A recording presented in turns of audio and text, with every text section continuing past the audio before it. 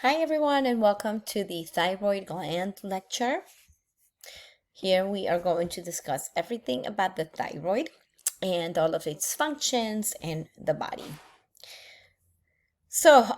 As mentioned in the intro section, the thyroid's main role in the endocrine system is to regulate a person's metabolism. The metabolism is the body's ability to break down food and to convert it into energy. We know that food basically fuels the body, and our bodies uses that fuel at different rates, right? And this is why you often hear people talk about people have a fast metabolism or they have a slow metabolism. And basically, it's just the way their thyroid works to metabolize and to use the food that we eat as fuel for the body. So basically, the function of the thyroid is to keep the metabolism under control through the action of thyroid hormone, which it makes by extracting iodine from the blood and incorporating it into thyroid hormones. So the function is to take iodine, which is found in many foods, and to convert it into thyroid hormones. These are the thyroid hormones that we'll talk about. Thyroxine, also known as T4, and triiodothyronine, which is also known as T3. These are the two main thyroid hormones. Thyroid cells are unique in that they are highly specialized to absorb and use iodine. Every other cell depends on the thyroid to manage its metabolism. The T3 and T4 hormones are then released. Thyroid cells, let me go back. Thyroid cells are the cells in the body, are the only cells in the body that can absorb iodine from the foods. These cells combine iodine in the amino acid tyrosine to make T3 and T4. T3 and T4 are then released into the bloodstream and are transported throughout the body where they control metabolism. So basically the conversion of oxygen and calories to energy. Every cell in the body depends upon the thyroid hormones for regulation of their metabolism. So the normal thyroid gland produces about 80% of the T4 hormone and about 20% of T3. However, T3 possesses about 4 times the hormone strength as T4. We'll talk about that in a little bit. Okay, so the anatomical location. The thyroid gland is located in the anterior neck, spanning between the C5 and T1 vertebrae. It is an endocrine gland, as you know, and it's divided into 2 different lobes, which are connected by the isthmus. It is said to have a butterfly shape, or to be shaped as a butterfly. The parathyroid glands are located on the posterior aspect of the lateral lobes of the thyroid gland. They are flattened and oval in shape. They're situated externally to the gland itself, but within its sheath. The primary function of the parathyroid glands are to regulate serum calcium levels and recurrent laryngeal nerves that innervate the vocal cords. Here's an image of the thyroid and the parathyroid glands. Here's the thyroid and the parathyroid basically sitting on the back of the thyroid gland. There are 4 small parathyroid glands. There are the superior parathyroid gland and inferior parathyroid gland. So just above the trachea.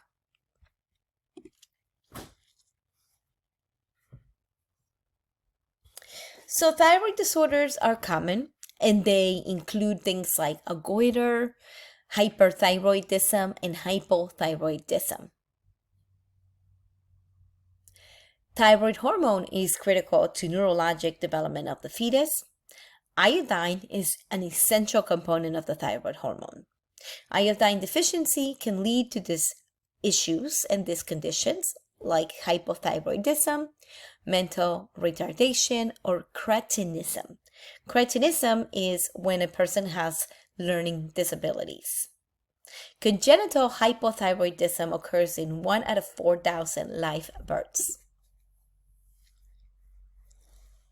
So the two main hormones the thyroid produces and releases, again, are T3, triiodothyronine, and T4. A thyroid that is functioning normally produces approximately 80% of T4 and about 20% of T3.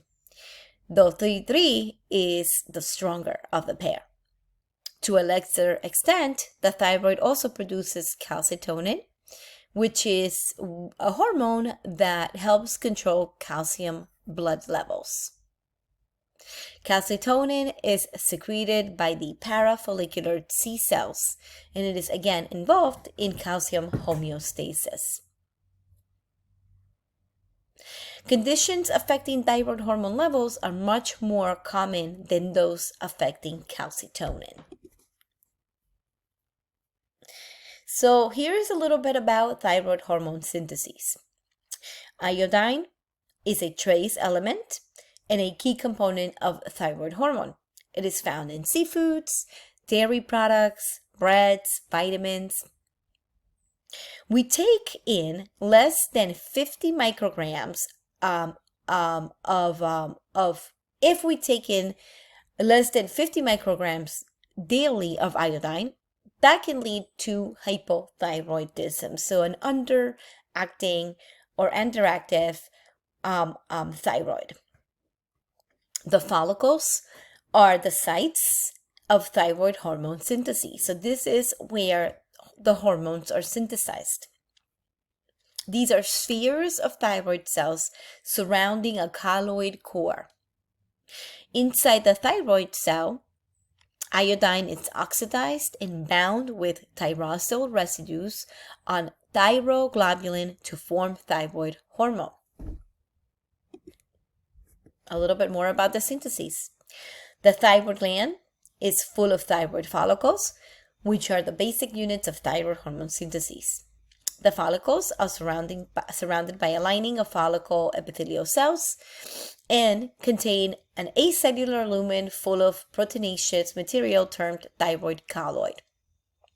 Synthesis of thyroid hormones is a complex multi-step process which possesses steps that occur within the follicle epithelial cells and also within the acellular follicular lumen. So how does iodine get transported? Large amounts of iodine are required for the synthesis of thyroid hormones. To generate enough concentrations of iodine, the ionic form of the atom, iodide, is actively transported from the bloodstream into the follicular lumen by the follicular epithelial cells. Consequently, iodide is highly concentrated. Thyroglobulin is a very important protein in this process as well. Thyroglobulin is a protein that contains large amounts of tyrosine amino acids that go on to become individual thyroid hormone molecules. It's synthesized within the follicular epithelial cell and secreted into the follicular lumen as well. Thyroid peroxidase is a very important enzyme. Thyroid peroxidase is an enzyme present in the acellular colloid of the follicular lumen and performs several reactions. It generates I2 by oxidizing iodide ions present in the follicular lumen.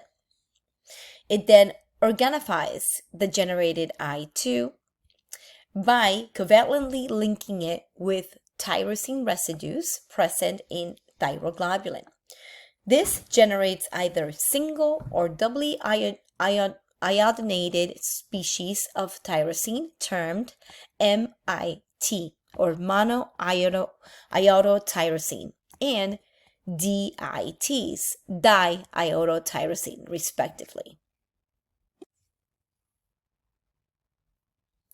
Then combined MIT and DIT residues are set to generate T4 or T3 species within the thyroglobulin protein, a process termed coupling.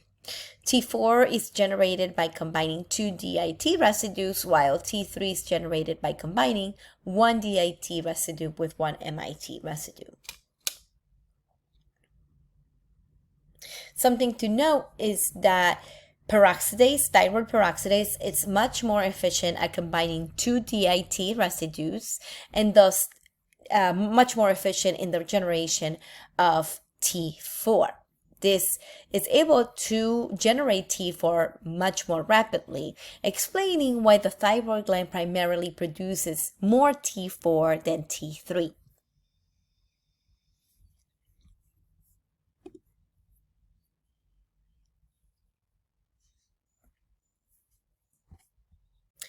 The peroxidase processed thyroglobulin is then endocytosed by follicular epithelial cells on a regular basis whenever the thyroid gland is stimulated to release thyroid hormone into the circulation.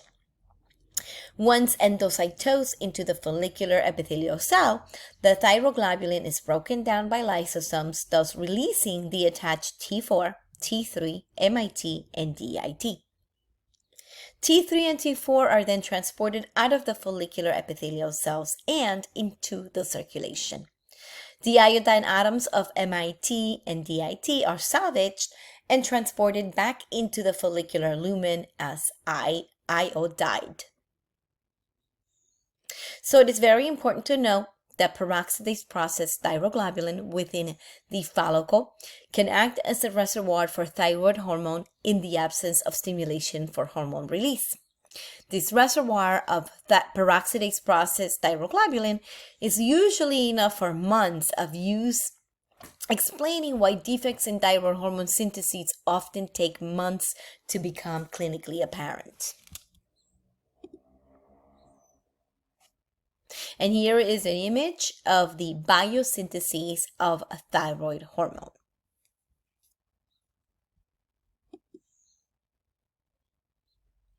So, the protein binding of the thyroid hormone. There are two active forms of thyroid hormone, correct? The triiodothyronine, which is T3, and the tetraiodothyronine, which is T4. When these are released into the circulation, only 0.4% of the T4 and 0.% of the T3 are bound by proteins and are available for hormonal activity, so a very little amount. The binding proteins are thyroxine binding globulin, TBG, thyroxine binding prealbumin, TBPA, or albumin.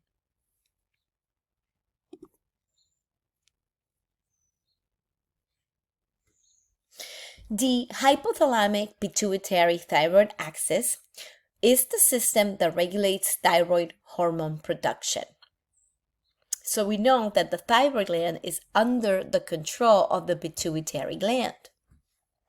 When the level of thyroid hormones drops to too low, the pituitary gland produces thyroid stimulating hormone, TSH. This is synthesized by the neurons in the supraoptic and supraventricular nuclei of the hypothalamus, and it is stored in the median eminence. When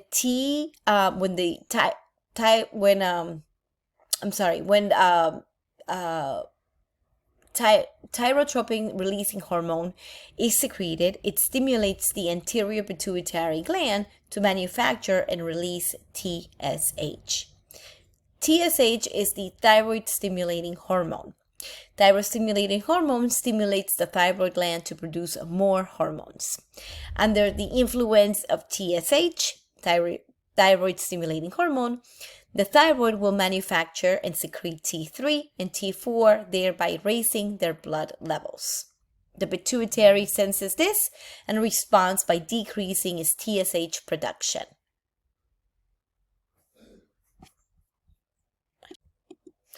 So you can imagine the thyroid gland as a furnace in a house. And imagine the pituitary gland is the thermostat. So thyroid hormones are like heat, basically. When the heat gets back to the thermostat, it turns the thermostat off, right? When it gets too high. So as the room cools down, because we turned off the heat, right? Which is the thyroid hormone levels when they drop, then the thermostat turns back on. And in this case, TSH would increase. And then the furnace will produce more heat, which is the thyroid hormone. So I don't know if that makes sense to you guys, but again, think of this whole process as the thyroid gland being the furnace and the pituitary gland being the thermostat. Remember that the pituitary gland is what controls the thyroid gland. So the thyroid gland is under the control of the pituitary gland.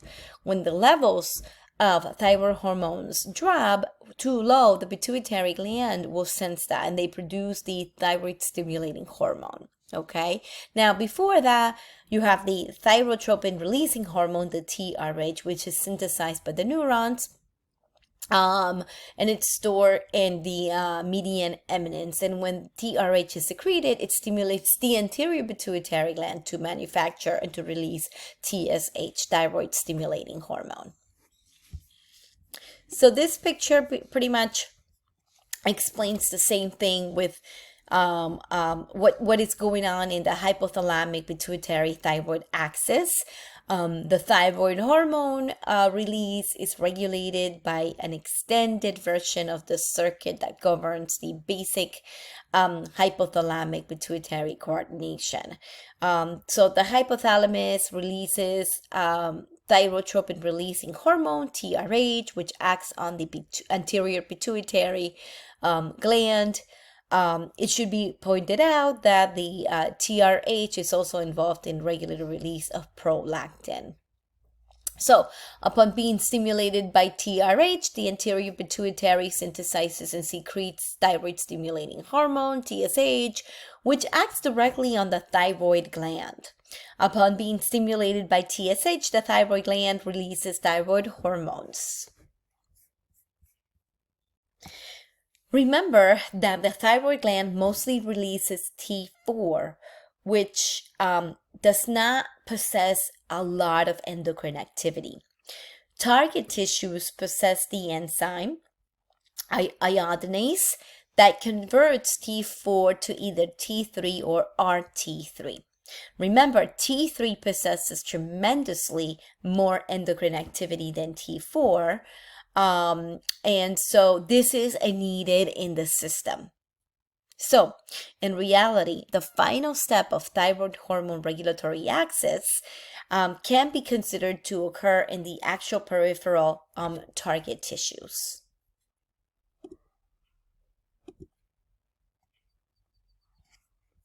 So this is just reiterating what we said. The thyroid hormone circulates in the bloodstream where T4 is deiodinated into T3. T3 leads to proteins that influence metabolism and development. The effects of thyroid hormone include tissue growth, brain maturation, increased heat production, increased oxygen consumption, and increased number of beta androgenic receptors. In individuals who have excess thyroid hormone or they have thyrotoxicosis, symptoms of increased metabolic activity can occur, and these can be tremors or tachycardia. In individuals with hypothyroidism symptoms, which include a low metabolic activity, edemas, and constipations, this can occur as well. So, in evaluating the thyroid, the first test that a healthcare practitioner will usually order to detect any kind of thyroid dysfunction would be a test for thyroid stimulating hormone, TSH. It is usually the first order and also the most useful test. If the TSH level is abnormal, then the healthcare practitioner would probably order a test for free thyroxine or free T4 to confirm some sort of diagnosis. So T4 is not very soluble in blood, so it is carried by serum proteins. A very small percentage of the total T4 is not bound to protein, and it is this fraction that is biologically active. In the past, laboratories estimated the concentration of free T4 by measuring the total T4 and also determining the levels of the binding protein. However, today, it is just more common for laboratories to estimate the free T4 directly by using immunoassays. We can use radioimmunoassays or luminometric assays.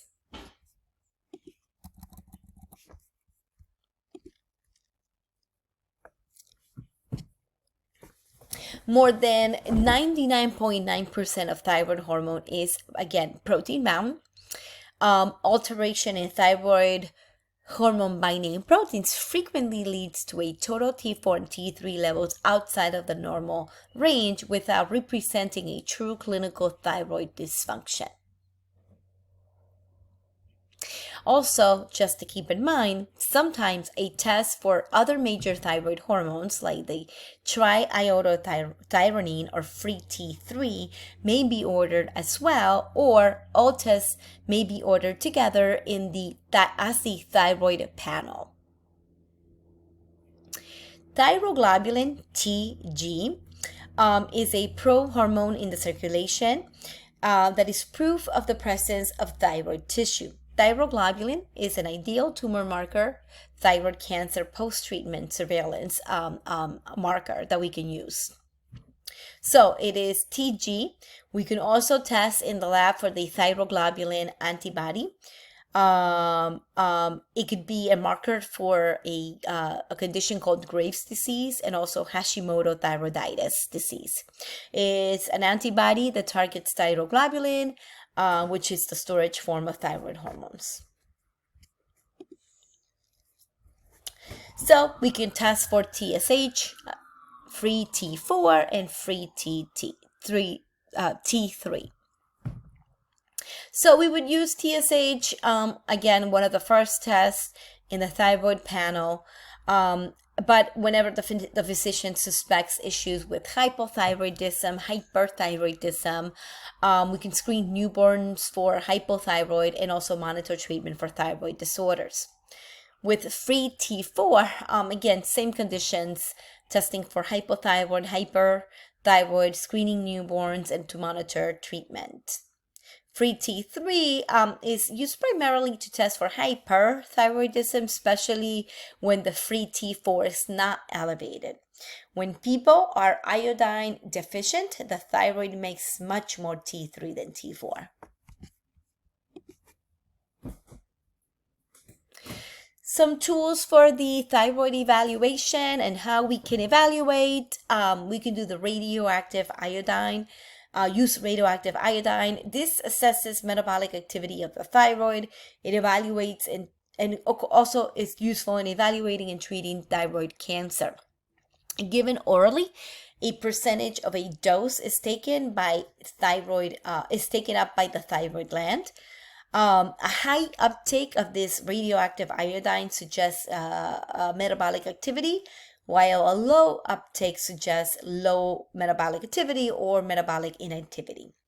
Because TSH stimulates iodine uptake, TSH levels also are taken into account when using radioactive iodine. Thyroid ultrasound is a test that is often used when suspicion of thyroid disorders is there. It has become a more significant test in the past several years, and it's capable of detecting thyroid nodules of exceptionally small sizes, so anything that's less than 1 centimeter in size. There may be a time where a fine needle aspiration is needed, and this is often the first step and most accurate tool in evaluation of these nodules. The routine use of fine needle aspiration allows for prompt identification and treatment of cancer, of thyroid cancer, and avoids basically using unnecessary surgeries for benign cases. We would use a small gauge needle that gets inserted into the nodule, and then the cells get aspirated. All right, so let's talk about some disorders. First, we'll talk about thyroid autoimmunity. So, the most common cause of hyperthyroidism is an autoimmune disorder called Graves' disease. In this condition, there are antibodies that are directed against the TSH receptor, TSHR antibodies, stimulating the receptor and leading to growth of the thyroid gland, and also leading to the production of excessive amounts of thyroid hormone.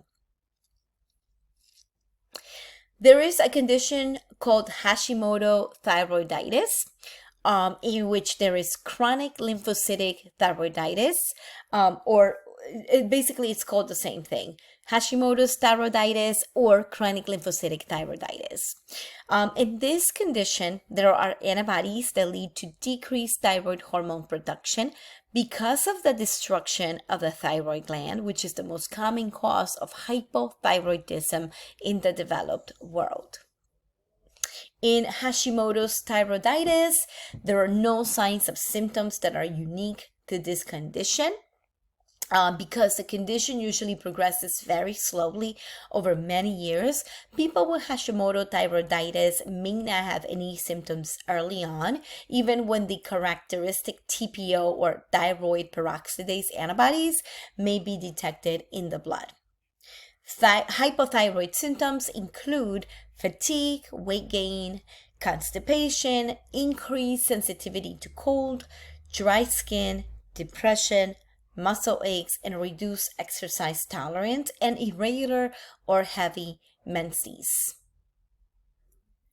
TPO, again, is an enzyme that plays a major role in the production of thyroid hormones.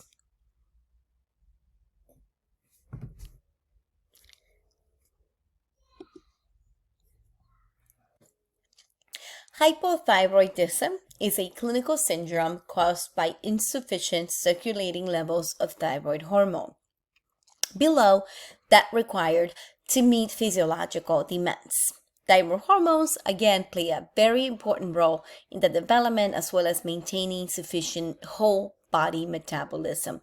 Insufficient thyroid hormones typically result in distinct clinical symptoms in adults and children. So, hypothyroidism is defined as low levels of free T4 with a normal or a high TSH level. It is one of the most common disorders of the thyroid gland, occurring in 5 to 15% of women that are older than 65 years of age. It can lead to hyponatremia, anemias, and hyperlipidemias, and it is divided into primary, secondary, or tertiary disease. The most common cause in developed countries is Hashimoto's or chronic lymphocytic thyroiditis, in which individuals with suspected hypothyroidism should be tested beginning at age 35 and every 5 years thereafter. More frequently, testing should be done if there are risk factors that are present. Hypothyroidism is treated with thyroid hormone replacement therapy.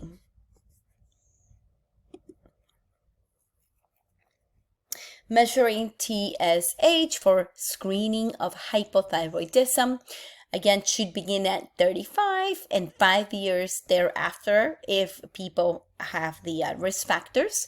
And individuals with risk factors or symptoms have goiters, the presence of other autoimmune diseases, a first-degree relative with an autoimmune thyroid disorder, people with lithium use, and amiodarone use, a medication.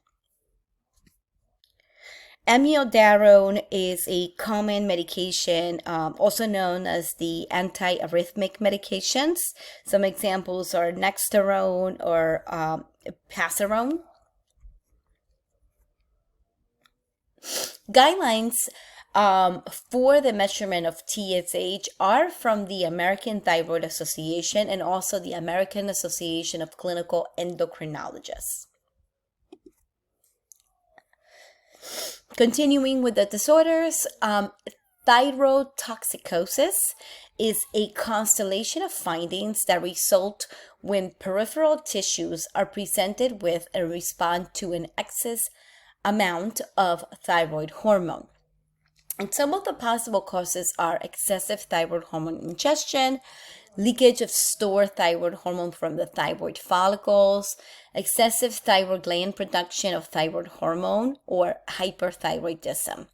Some of the symptoms are the feelings of anxiety, emotional liability, weakness, tremors, palpitations, heat intolerance, perspiration, and also weight loss. Graves' disease is a very common cause of thyrotoxicosis. Graves' disease is an autoimmune disease in which antibodies are produced that activate the TSH receptors.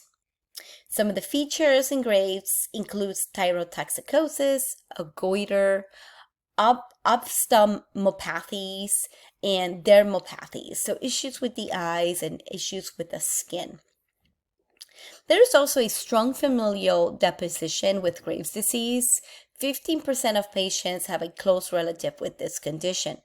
Women are 5 times more likely than men to develop it. The lab testing for Graves typically shows high levels of free T4 and or T3 levels with undetectable TSH levels. A goiter is a visible enlargement of the thyroid gland. In other parts of the world, however, iodine-related goiters are still common and represent the most common cause of hypothyroidism in some countries.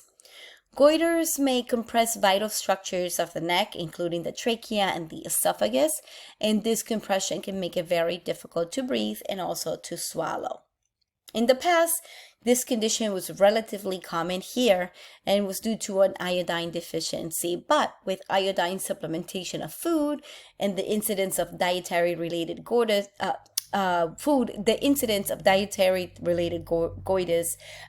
in the U.S. has definitely declined.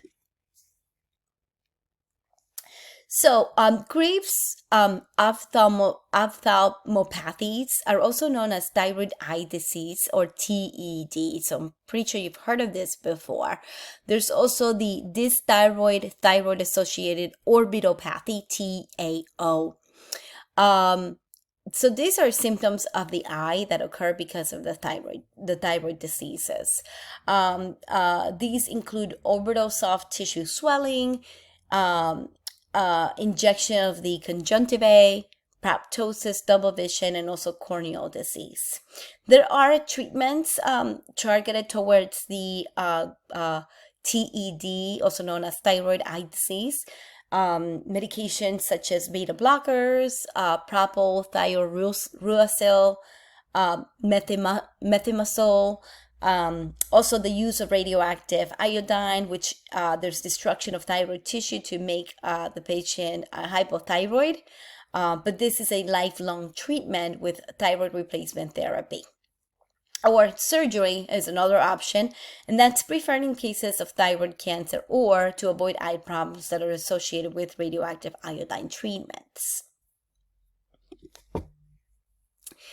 So, Graves' disease may lead to hyperthyroidism and also the enlargement of the thyroid.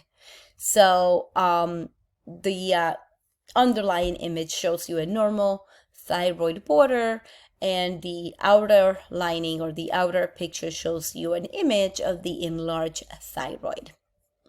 Graves' disease, again, is a common cause of hyperthyroidism and overproduction of thyroid hormone, which causes enlargement of thyroid and other symptoms such as the exophthalmos, heat intolerance, and also anxiety. Bulging of the eyes is exophthalmos.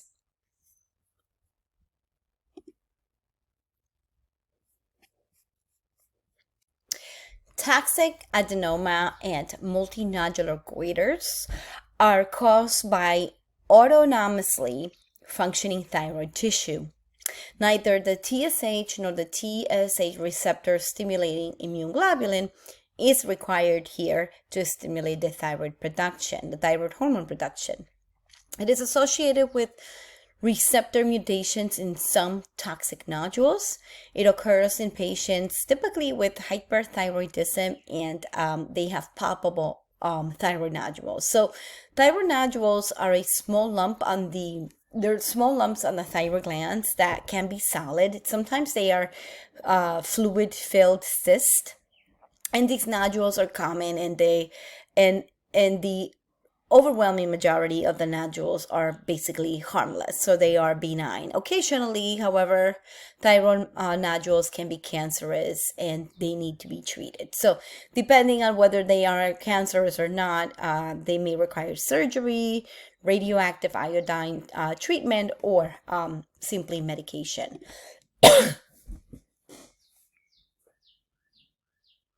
So as I said before, the medication amiodarone, which is an antiarrhythmic medication. So pasarone or nexterone are some examples of that. These are medications that are fat soluble with a long half-life of about 50 days. And they are 37% of their molecular weight is iodine. So these medications can inhibit thyroid hormone production, or also block block the T4 to T3 conversion. They can lead to hypothyroidism in 8 to 20% of patients, and hyperthyroidism in about 3% of patients taking them. The subacute thyroiditis is characterized by transient changes in thyroid hormone levels. It is associated with inflammation of the thyroid gland, leakage of stored thyroid hormone, or the repair of the gland. There are three classifications of subacute thyroiditis. There's the postpartum, which occurs in 3 to 16% of women in the postpartum phase. The painless classification, which is similar to the postpartum type except with no associated pregnancy. And then there's the painful classification, which is characterized by neck pain, a low-grade fever, myalgia, tender diffuse goiter, which can be felt on the neck, and swings in thyroid function test.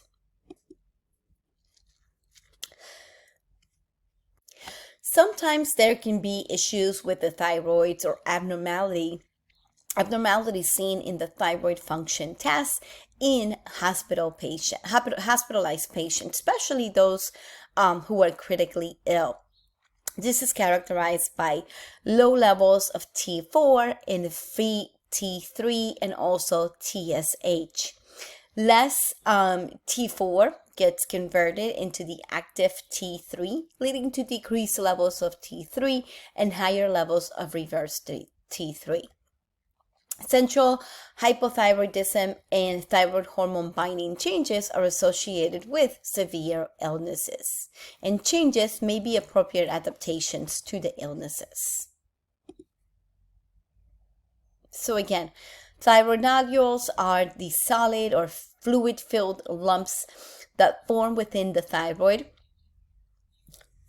and the great majority of the nodules aren't serious and don't cause any symptoms. Thyroid cancer accounts for only a small percentage of thyroid nodules. So again, these are clinically apparent nodules that are present in about 6.4% of adult women, and about 1.5% of adult men.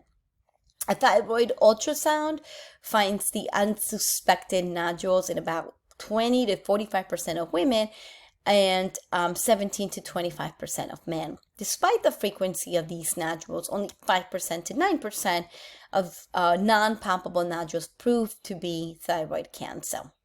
We can do a fine needle aspiration with cytologic examination of the aspirate to determine the need for a surgical removal.